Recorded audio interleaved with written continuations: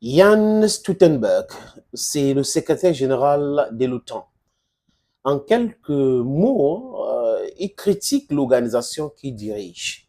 Et pas que l'organisation qu'il dirige, il critique aussi les pays membres de l'organisation. Parce qu'en critiquant l'organisation, en tant que secrétaire général, vous critiquez aussi l'ensemble de cette organisation. Parce que s'il n'y a pas les pays membres, cette organisation n'existe pas.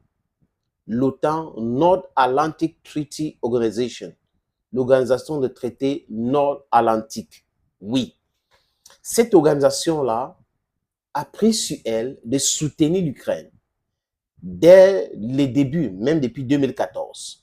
Et cette organisation garantit en quelque sorte la défense et la sécurité de l'Ukraine contre la Russie. Donc, on peut le dire sans se tromper que on assiste à ce qui se passe en Ukraine. Hein, on assiste à une confrontation entre la Russie et les pays de l'OTAN à travers l'Ukraine. Donc, l'Ukraine est un battleground for the NATO alliance and Russia. Et qui souffre, c'est le peuple ukrainien. Les amis, je vous suggère d'écouter les critiques de Jens Stoltenberg à l'endroit de l'OTAN. Chaque allié doit faire le nécessaire pour mettre en œuvre pleinement nos plans de défense. Cela signifie qu'il faut atteindre et maintenir un minimum de 2% pour être sûr de disposer des capacités nécessaires et pour partager le fardeau de la dissuasion et de la défense. La deuxième chose que nous devons faire est de soutenir davantage l'Ukraine. C'est là que nous sommes mis à l'épreuve. Chaque jour, on voit une nouvelle attaque, une nouvelle atrocité. La Russie détruit les infrastructures ukrainiennes, y compris de grandes centrales électriques. Et puis, soyons honnêtes, c'est un fait. Ces derniers mois, les alliés de l'OTAN n'ont pas apporté le soutien qu'ils avaient promis. Pendant des mois, les États-Unis n'ont pas été capables de se mettre d'accord sur un nouveau paquet d'aide à l'Ukraine. Quant à l'Europe, les livraisons de munitions sont bien inférieures à ceux que nous avions promis. Ces retards ont des conséquences. L'Ukraine a été sous-armée, ce qui a permis à la Russie d'avancer sur la ligne de front. Pendant des mois, les États-Unis n'ont pas été capables de se mettre d'accord sur un nouveau paquet d'aide à l'Ukraine. La déclaration de Jens Stoltenberg. Quand il parle de l'Europe qui n'a pas suffisamment aidé l'Ukraine, c'est une vérité. Parce que vous savez, j'ai dit et je répète que la vérité est comme la grossesse. Vous pouvez la cacher au début, mais après 2, 3, 4 mois, ça va sortir ou ça va ressortir. Donc, on ne cache pas pour longtemps la grossesse. C'est exactement comme ça la vérité. Et aussi autre chose, les chiffres ne mentent jamais. C'est des gens qui se trompent. Quand l'OTAN, dernièrement, ou des pays européens disaient on va envoyer 1 million d'obus en Ukraine, est-ce qu'ils avaient respecté cela? La réponse est NO, non. Jusqu'au point où Volodymyr Zelensky et les Ukrainiens ont commencé à se plaindre des promesses non tenues par les Européens. Est-ce que les Européens avaient la capacité de tenir ces promesses? Je n'en sais rien. Mais si de façon froide, comme d'habitude, vous analysez l'actualité, vous regardez les indices économiques, vous allez comprendre que l'Europe est en difficulté. Est-ce que l'Europe dépense 2% de son budget dans l'armement? Non. La plupart des pays européens avaient oublié la défense pour l'économie et c'était les Américains qui protégeaient en quelque sorte cette parapluie américaine autour de l'Europe. Aujourd'hui, avec la guerre en Ukraine, les gars viennent de se réveiller. Et Stoltenberg n'est pas étranger à tout cela. C'est-à-dire qu'il est secrétaire général de l'OTAN. Depuis 2014, c'est ce qu'on appelle la révolution de Maïdan qui est un simulacre. Il savait tout cela. Mais l'autre truc, c'est qu'ils ont sous-estimé les capacités militaires de la Russie. Ils ont même poussé le cynisme loin en faisant divulguer les informations selon lesquelles la Russie n'avait pas de missiles, la Russie n'avait pas ceci, n'avait pas... Mais vous avez vu dernièrement ce qui est parti en Chine. Anthony Blinken.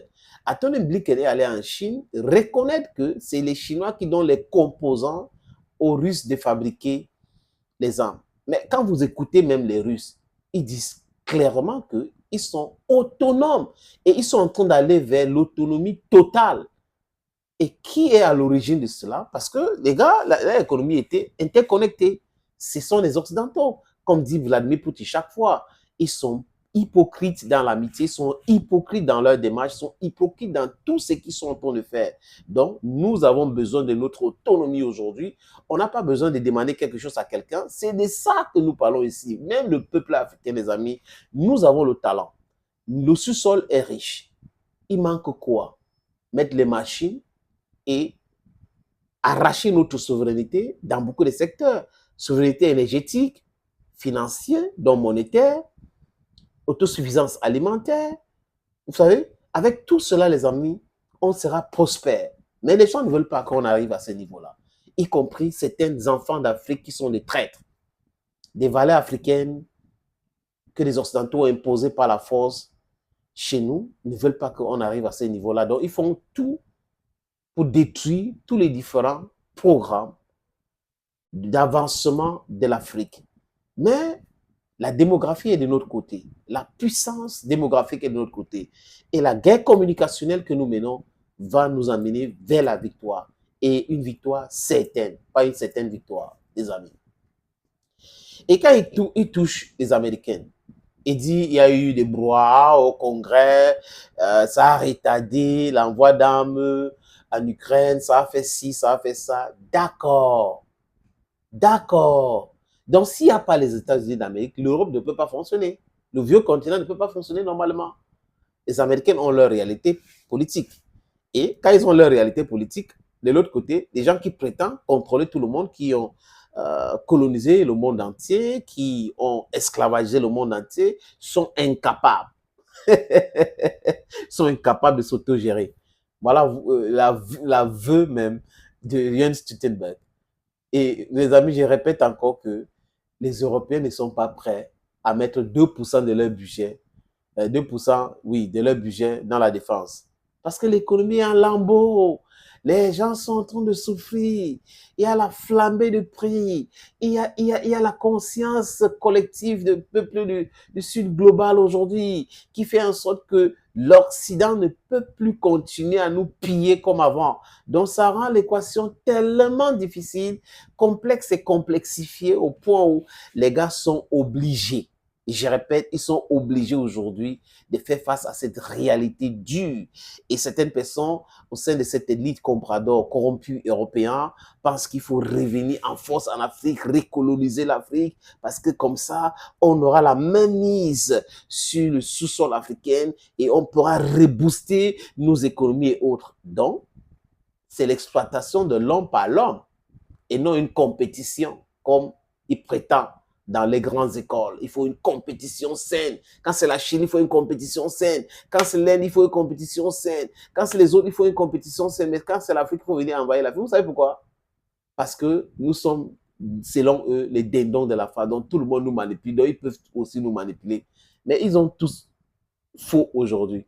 Parce que les réalités africaines aujourd'hui ne sont pas les réalités africaines d'hier. Thank you, friends, and bye-bye.